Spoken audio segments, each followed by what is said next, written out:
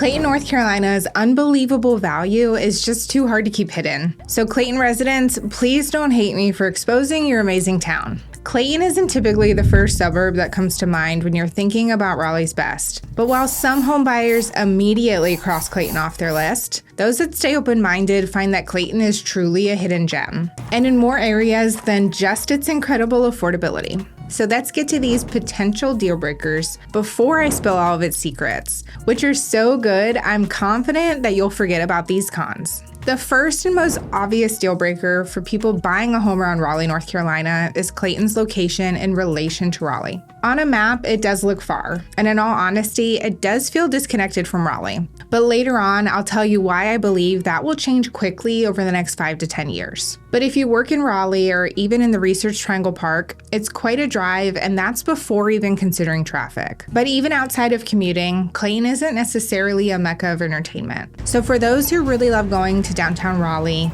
North Hills, or even going to see the Carolina Hurricanes, it's a solid 25 to 30 minutes, even when there's no traffic. Now, speaking of traffic, everyone who lives southeast of Raleigh drives on I-40 to get into town. And during your typical morning and afternoon commuting hours, you could easily add 15 to 20 minutes onto your commutes. A lot of people get around this by getting into work before everybody else, but not everyone's able to do this. Now, I will say the expansion of I-40 south of Raleigh has definitely eased some of the traffic, but as Clayton and its surrounding areas continue to grow, traffic will consistently be a challenge. So if you really hate commuting or need to be close to the action of a bigger city, Clayton is probably not for you, unless you've got that favorite podcast that you need an excuse to listen to. Now, I did touch on entertainment earlier, and it's true. Clayton doesn't have the clubs, the sports, the breweries, or even more spread around like what Raleigh or even some of Raleigh's larger suburbs like Cary and Apex do. Clayton is a small town, and it has small town entertainment. But Clayton is rapidly developing as a whole, which includes entertainment options. Right now, it has a cute downtown with your local mom and pop style restaurants and stores, and that feeling has and will remain through the development. But an example of major development is the waterfront district next to the massive neighborhood of Flowers Plantation.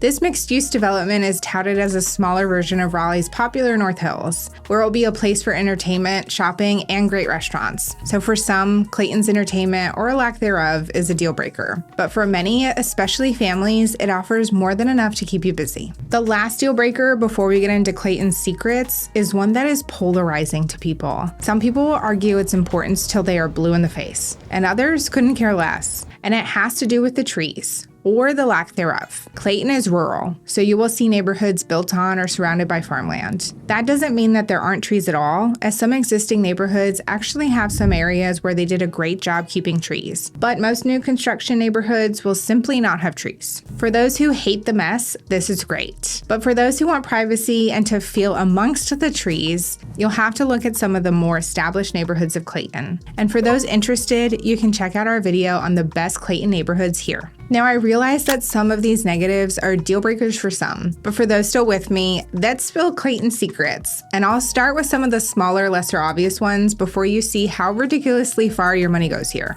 First off, Clayton's been around for a while, so while it does have some older parks, schools, and stores, it's been infused with tons of new construction. Many of its parks are either brand new or newly renovated, and they are really nice. The recently built and expanded Riverwalk on the new Screenway is such an amazing place for a walk or bike ride. And here's a hidden gem. The Clemens Education Forest is absolutely beautiful and the perfect hike to escape the heat in the summertime. And as mentioned, many shopping centers, schools, and roadways are all new, so it feels like you're surrounded by top-notch facilities. Okay, so what else? There's gotta be more, right? There is. The schools are amazing. Clayton is actually in the Johnston County school system, while most of the greater Raleigh area is within the Wake County public school system, which is great itself. But Johnston County schools are some of the best in the area right now. They are new, they are highly rated, and families are moving here because of the schools. You'll have the charter options and the private school options around, but the public school system here is very, very good as a whole. Last one before the main event, and to me, this is one of the best kept secrets of Clayton, as I've seen this happen multiple times across the triangle already, and it's bound to happen here. Appreciation. Clayton homes will see significant appreciation over the next 10 to 15 years. Clayton is a great investment if you're looking long-term, especially on the northern side. Why do I think this? Not only will it organically grow in popularity, but the completion of the latest phase of I-540 and the future completion of the entire loop of I-540 will absolutely spur a massive uptick in development and thus home prices. This has happened in North Raleigh, which was way out there prior to I-540, but over the past 20 years, it has exploded in growth, and it's now a premier place to live.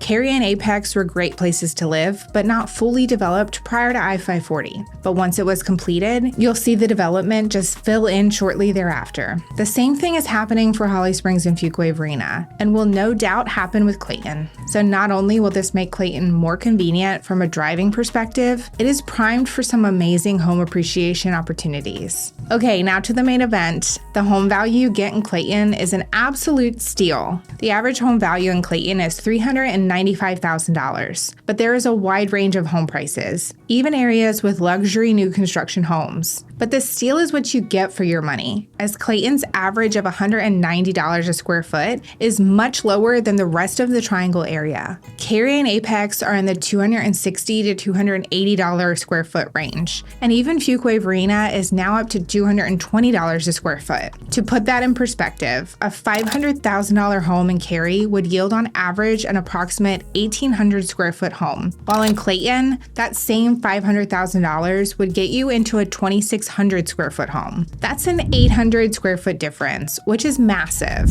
And not only do you get a bigger house for your money, but Clayton has plenty of homes with land available. Not to say there aren't new construction neighborhoods with smaller lots, but there are many more options with a half an acre and up lot sizes. And like the homes, the lot prices are really reasonable. And to figure out where to find these neighborhoods, check out our video on the best neighborhoods in Clayton, or you can check out our video detailing the best neighborhoods in the Triangle for under $500,000. Thank you for watching.